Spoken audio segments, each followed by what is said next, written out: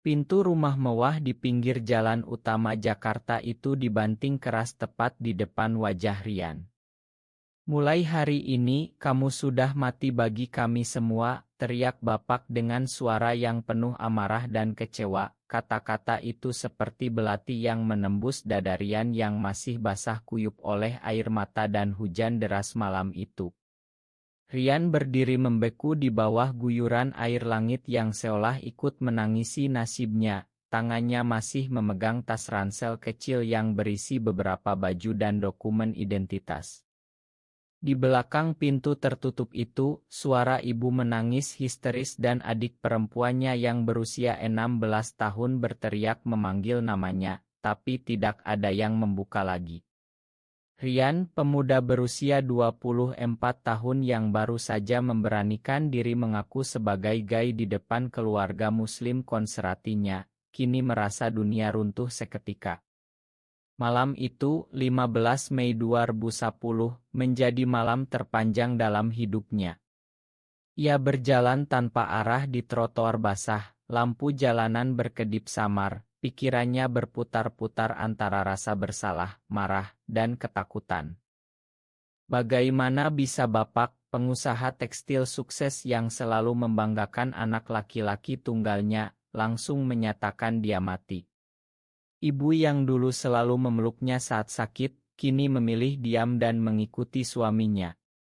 Rian ingat betapa sulitnya ia menyimpan rahasia ini selama bertahun-tahun. Di sekolah, ia selalu menjadi anak teladan juara matematika, aktif di masjid, tapi di dalam hati ia merasa berbeda sejak remaja. Pertama kali menyadari perasaannya saat melihat teman sekelas laki-laki di kelas 2 SMA. Perasaan itu membuatnya ketakutan dan bingung. Ia berusaha menekannya dengan belajar lebih giat, berdoa lebih lama, bahkan berpacaran dengan gadis tetangga hanya untuk menyenangkan orang tua. Tapi malam tadi, saat Bapak menemukan chat di ponselnya dengan seorang pria yang ia kenal lewat komunitas daring rahasia, semuanya meledak. "Kamu bukan anakku lagi. Keluar dari rumah ini," bentak Bapak sambil melempar ponsel Rian ke lantai. Rian tidak membantah. Ia tahu, di keluarga seperti miliknya, di tengah masyarakat Indonesia yang masih kuat dengan nilai-nilai tradisional dan agama, pengakuan seperti ini adalah dosa besar. Ia naik angkot malam itu menuju terminal. Tiket bus ke Bandung sudah di tangan, tempat di mana ia punya teman kuliah lama yang bersedia menampung sementara. Sepanjang perjalanan 6 jam, Rian duduk di kursi belakang, mata memandang kegelapan jalan tol, air mata terus mengalir diam-diam. Ia memikirkan masa kecilnya, bermain bola dengan Bapak di halaman, ibu memasak rendang auritnya, adik kecil yang selalu minta dibacakan cerita sebelum tidur. Semua itu kini terasa seperti mimpi yang hilang. Di Bandung, temannya, seorang desainer grafis bernama Andi, menyambutnya dengan pelukan hangat tanpa banyak tanya.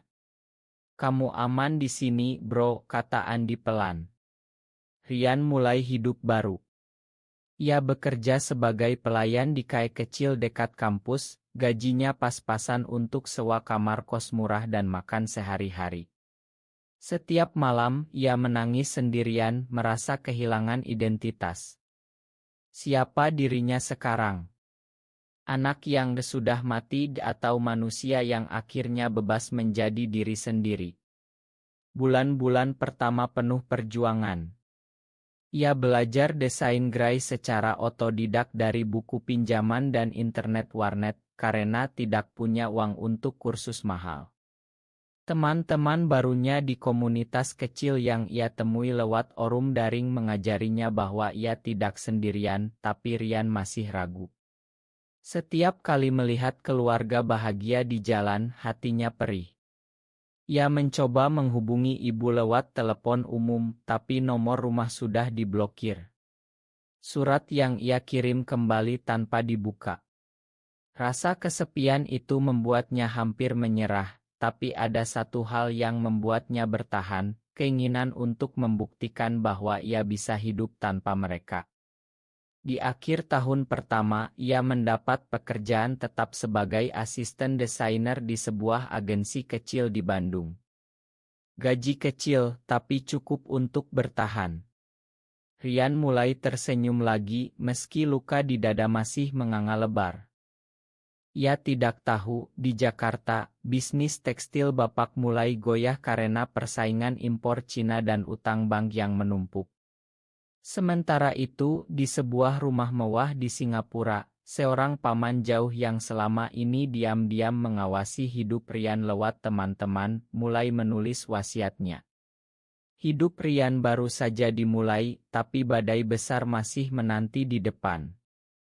Tahun berganti, Rian kini berusia 27 tahun dan sudah pindah ke Jakarta untuk mengejar mimpi yang lebih besar. Kota yang dulu meninggalkannya dengan luka kini menjadi tempat ia membangun kembali hidup. Ia bekerja di agensi periklanan ternama sebagai desainer senior, gajinya sudah cukup untuk menyewa apartemen kecil di kawasan Tebet. Setiap pagi ia naik kereta listrik, memandang gedung-gedung tinggi yang dulu hanya mimpi. Tapi di balik kesuksesan kecil itu, malam-malamnya masih dihantui mimpi buruk tentang pintu yang dibanting.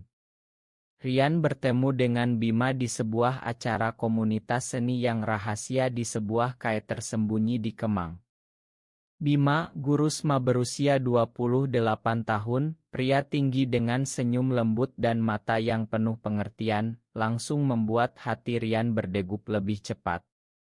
Pertemuan pertama mereka hanya obrolan ringan tentang desain poster untuk acara amal, tapi sejak itu mereka sering bertukar pesan.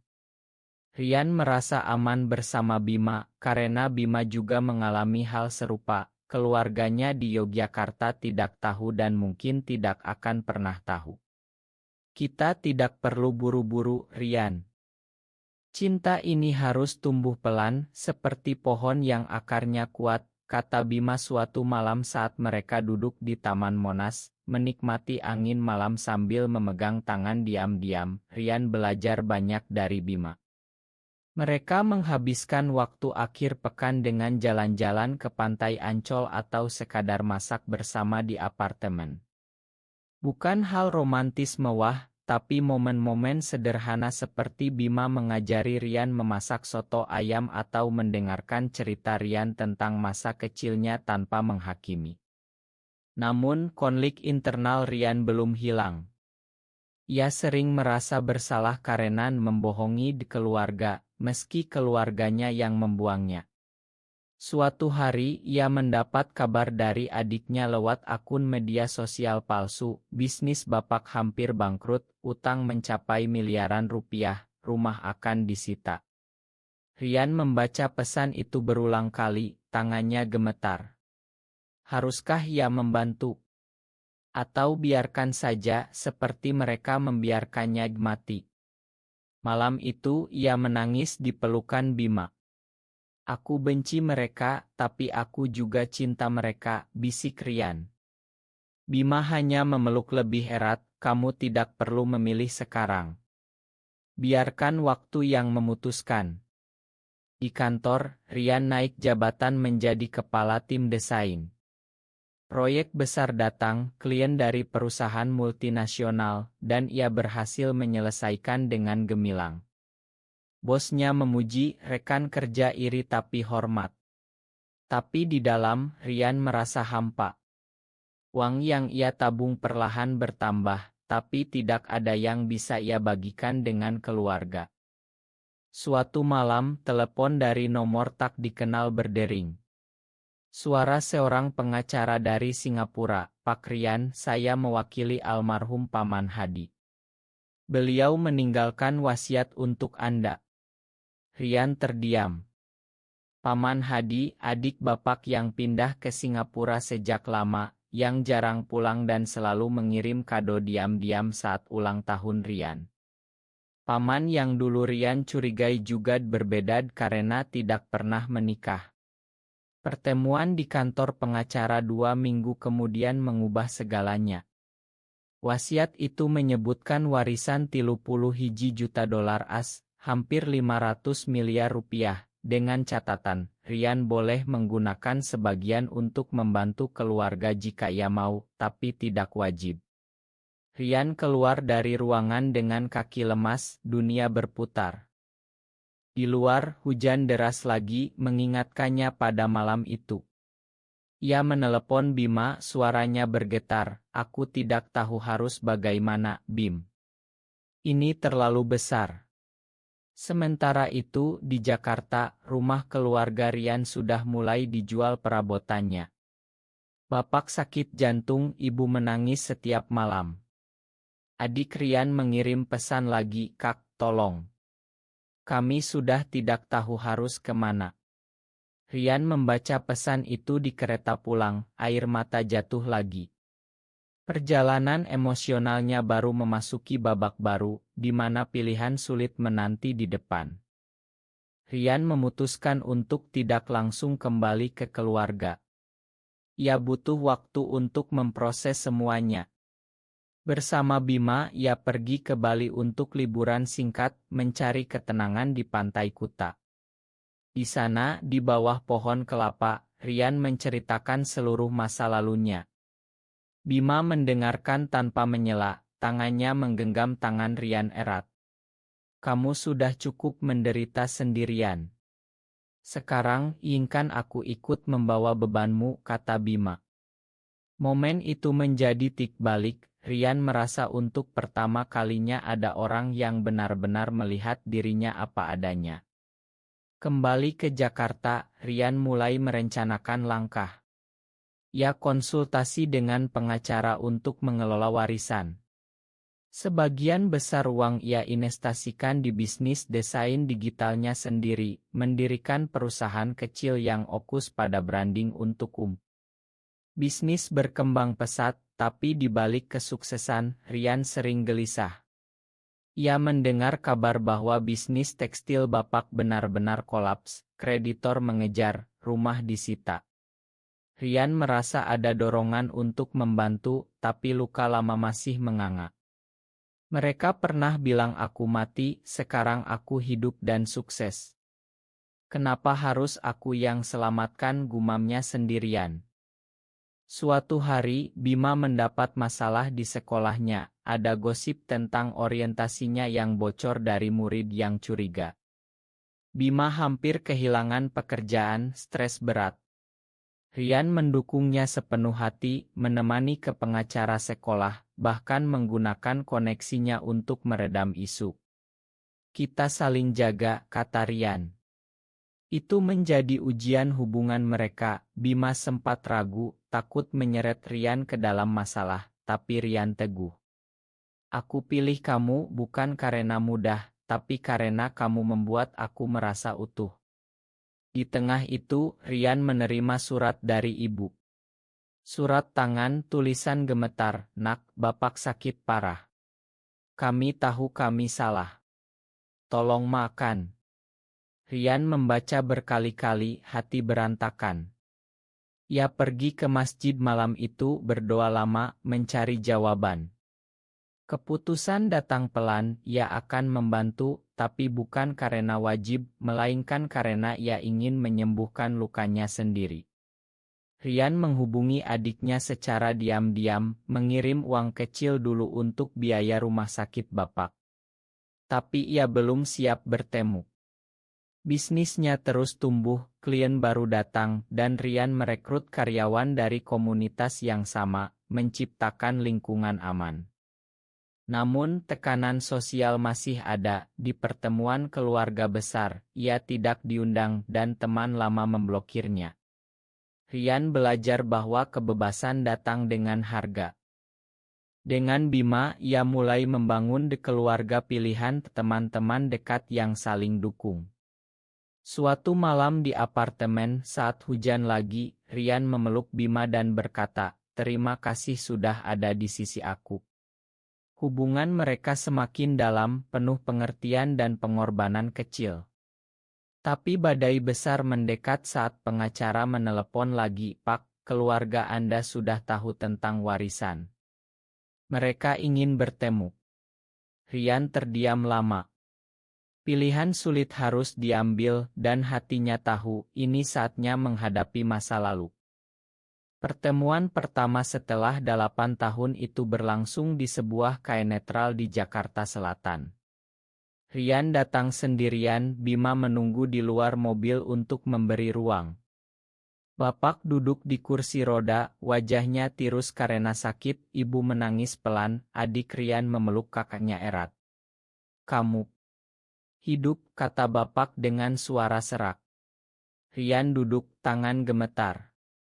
Aku tidak mati, Pak. Aku hanya berbeda. Percakapan itu penuh air mata dan diam panjang. Bapak mengakui kesalahannya, kami takut apa kata orang, nak. Masyarakat kita belum siap. Ibu memegang tangan Rian, ibu salah besar. Makan ibu. Tapi Rian tidak langsung memakan. Ia ceritakan perjuangannya, malam-malam sendirian, perasaan ditinggalkan. Aku hampir bunuh diri tahun pertama, Bu. Tapi aku bertahan karena ingin hidup untuk diri sendiri. Keluarga terkejut mendengar itu. Rian lalu ungkapkan warisan dari Paman Hadi, dan niatnya untuk membantu melunasi utang bisnis sebesar 15 miliar rupiah. Tapi ada syarat, bisnis harus dijalankan dengan prinsip baru, termasuk menerima keragaman karyawan, dan Rian akan mengawasi dari jauh. Bapak setuju meski berat. Setelah itu, Rian kembali ke kehidupannya dengan Bima. Hubungan mereka menghadapi ujian baru, Bima ingin Rian lebih terbuka dengan keluarga, tapi Rian masih trauma. Aku takut mereka berubah pikiran lagi, kata Rian. Bima sabar, cinta itu juga tentang memberi kesempatan kedua. Bisnis Rian berkembang, ia buka cabang di Bandung, merekrut lebih banyak talenta muda dari komunitas yang tersembunyi. Ia sering memberikan seminar motivasi secara priat tentang penerimaan diri. Tapi di dalam, krisis identitas masih muncul saat ia melihat keluarga lain bahagia di media sosial. Suatu hari, bapak menelepon sendiri, pertama kalinya setelah bertahun-tahun. Nak, bisnis mulai bangkit berkat uangmu. Terima kasih. Suara itu membuat Rian menangis diam-diam. Rian memutuskan untuk mengunjungi rumah lama, tapi hanya sebentar. Rumah itu sudah berbeda, lebih sederhana setelah sebagian dijual. Ibu memasak rendang auritnya, adik bercerita tentang kuliah. Momen itu hangat tapi tegang. Rian pulang dengan hati campur aduk. Dengan Bima, ia rencanakan liburan ke Bali lagi, kali ini lebih panjang. Di pantai, saat matahari terbenam, Rian berlutut dan berkata, maukah kamu jadi pendamping hidupku selamanya? Bima tersenyum, air mata bahagia. Mereka berpelukan lama, ombak menjadi saksi. Tapi kabar buruk datang, kreditor lama bisnis bapak masih menuntut lebih, dan kesehatan bapak memburuk lagi. Rian harus memutuskan apakah akan selamatkan sepenuhnya atau biarkan sebagian. Pengorbanan besar menanti, tapi Rian sudah belajar bahwa kekuatan sejati datang dari dalam. Rian memilih untuk menyelamatkan seluruhnya. Ia transfer tambahan 20 miliar rupiah, tapi kali ini dengan kontrak resmi yang ia buat sendiri. Bisnis harus direstrukturisasi, bapak mundur sebagai direktur, diganti manajer profesional. Dan keluarga harus ikut konseling keluarga tentang penerimaan. Bapak awalnya marah, merasa dihina, tapi ibu membujuk, ini kesempatan kedua, Pak. Rian menghadapi konfrontasi hebat saat kunjungan berikutnya. Bapak berteriak, kamu pikir uang bisa beli segalanya? Rian balas tenang, bukan uang, Pak. Ini tentang belajar menerima aku apa adanya. Adik Rian berdiri di sisi kakaknya, Bapak, Kak Rian sudah cukup menderita. Akhirnya Bapak menangis, memeluk Rian untuk pertama kalinya dalam 8 tahun. Makan Bapak, nak. Momen itu menyembuhkan banyak luka. Rian merasa beban di dada ringan. Bisnis bangkit kembali, karyawan bertambah, dan keluarga mulai belajar tentang dunia Rian secara perlahan. Ibu bahkan bertemu Bima suatu hari, awalnya canggung tapi akhirnya memeluk Bima, terima kasih sudah menjaga anak ibu. Rian dan Bima merayakan dengan liburan ke Bali, kali ini di Ila pribadi. Di pantai saat senja, mereka berjalan bergandengan bicara tentang masa depan. Rian cerita bagaimana ia akhirnya memakan, bukan karena wajib, tapi karena ia ingin hidup tanpa dendam.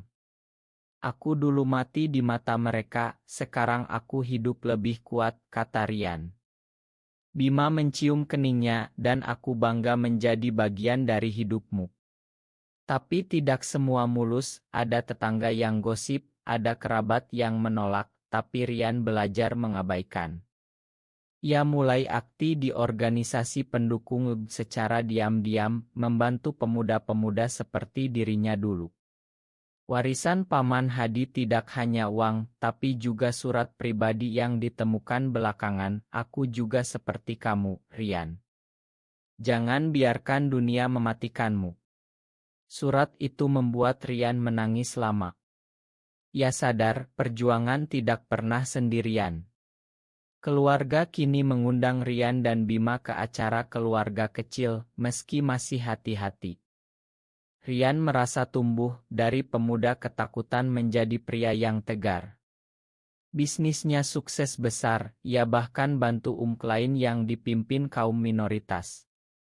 Tapi puncaknya adalah saat ia melihat Bapak tersenyum bangga saat presentasi laporan keuangan baru. Pengorbanan, pengertian, dan cinta akhirnya menyatukan kembali apa yang pernah putus. 2 tahun kemudian, bisnis keluarga sudah stabil. Rian dan Bima tinggal bersama di rumah baru di pinggir Jakarta, sebuah tempat yang mereka desain sendiri dengan taman kecil dan ruang kerja bersama. Rian sering mengunjungi keluarga, membawa adiknya jalan-jalan, dan ibu kini memanggil Bima Lenak. Bapak, meski masih sulit mengucapkan kata "gai", sudah menerima dengan diam-diam, bahkan bangga saat Rian dapat penghargaan desain nasional. Suatu hari di Bali, di pantai yang sama tempat mereka bertunangan, Rian dan Bima menikah secara sederhana di hadapan teman-teman dekat dan keluarga pilihan. Matahari terbenam menyinari mereka berpelukan, senyum bahagia menghiasi wajah.